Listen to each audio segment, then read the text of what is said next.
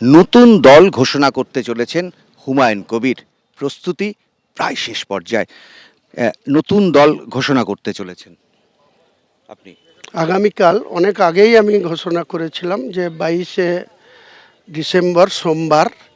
এই সোমবারটা বেছে নেওয়ারও একটা কারণ আছে। আমি পৃথিবীতে যেদিন আমার মায়ের থেকে ভূমিষ্ঠ হয়েছিলাম সেদিন ছিল সোমবার ভোরবেলা। তৃণমূলের থেকে এমন কোনো অফার, এমন কোনো ফোন যাতে নতুন দল করা থেকে আপনি পিছিয়ে যাবেন? কোনো প্রশ্নই আসে না। আজকের দিনে এইসব প্রশ্নের অসম্পূর্ণ এবং অপ্রাসঙ্গিক। আমার কাছে কোনো প্রাসঙ্গিকতা নেই। 130টা আসনে লড়বেন। আজকের দিনে 135 বলেছিলাম, ওটা আরও বাড়বে। মিনিমাম 182 আসন থাকবে, বা প্রয়োজন হলে 294 লড়ব। আপনার দলে সবাই মুসলিম, মানে যারা কমিটিতে আসবেন, যারা সংগঠন পরিচালনা করবেন? না না না না, মোটেই না। যারা 75 জনের স্টেট কমিটি হবে সেখানে দেখবেন যে অন্ততপক্ষে 20% হিন্দু লিডার থাকবে। এখনো পর্যন্ত যেটা কখনো বলেননি সেটা হচ্ছে আপনার নতুন দলের নাম। আগামীকাল বেলা 1টার জন্য একটা ইঙ্গিত ছোট। বাংলার জনতার পার্টি হবে, আম জনতার উন্নয়নের পার্টি হবে, এইটুকু বললাম। শর্ট ফর্ম জেনে নেন কালকে। শর্ট ফর্ম এবং তার লোগো ওই তো, যেমন টিএমসি আছে, 3টে অক্ষরেই পার্টি ওপেন হবে। তারপরে বাংলার মানুষের কাছে তার কি লোগো হবে আমার সম্ভাবনা। এখন তো ইলেকশন কমিশন এত তাড়াতাড়ি লোগো দেবে না। আমি টেবিল আমার পয়া, আর যদি টেবিল না পাই তাহলে জোড়া গোলাপ ফুল নিয়ে লড়ব। যেহেতু পদ্ম ফুল আর ঘাস ফুল, তার পাশাপাশি কাঁটাওয়ালা ফুল, গোলাপ ফুল।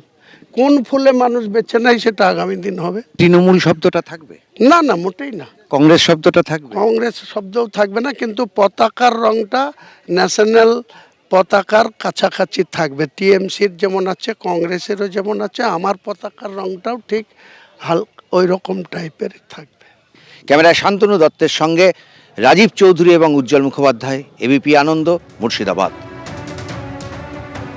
আপনারা শুনলেন হুমায়ুন কবির। তিনি বলছেন একদিকে পদ্মফুল, ঘাসফুল এবং তার পাশাপাশি কাঁটাওয়ালা গোলাপ ফুল, এই প্রতীকে তিনি লড়াই করতে চান। তবে নির্বাচন কমিশন যে প্রতীক দেবে সেই প্রতীকেই তিনি লড়াই করবেন। আগামীকাল তিনি তার নতুন দল ঘোষণার আগে এরকমই জানালেন।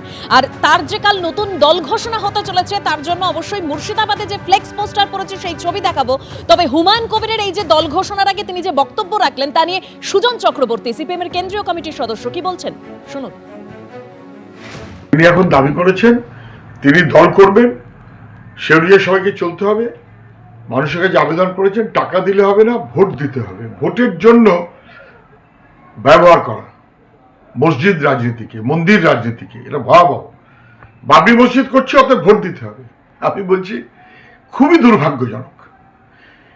যদিও হুমায়ুন কবিরের কথা বলতেই পারেন যে আমি যে দলের এমএলএ সেই দলের নেত্রী যদি সরকারের পয়সা ব্যবহার করে মন্দির রাজনীতি করতে পারেন, ভোটের দিকে তাকিয়ে অবশ্যই, তাহলে দলনেত্রী মন্দির রাজনীতি করলে আমি মসজিদ রাজনীতি করতেই পারি।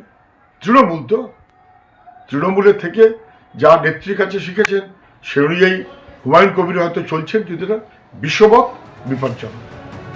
আর হুমায়ুন কবিরের নতুন দল ঘোষণার আগে মুর্শিদাবাদের বিভিন্ন জায়গায় পড়েছে ফ্লেক্স পোস্টার।